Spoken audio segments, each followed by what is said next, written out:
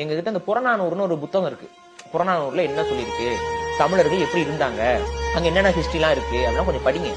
திரும்ப நாங்க கொஞ்சம் நடுவுல இந்த கொஞ்சம் ஒரு 500-600 ஆண்டா அடிமையாவே வாழ்ந்து எவமெல்லாம் வீரனா இருந்தோம் அவனெல்லாம் கொண்டு கொண்டு கொண்டு வெறும் அடிமை ஜீன்ஸ் கொஞ்சம் அதிகமா இருக்கு. இப்ப ஆனா கொஞ்சம் கொஞ்சம் அந்த உணர்வு மிக்க ஜீன்கள் இருந்துட்டு தான் இருக்கு.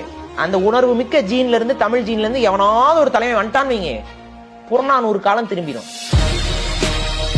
பிரபாகரன் தாண்டா எங்கள் விடுதலை நெருப்பு.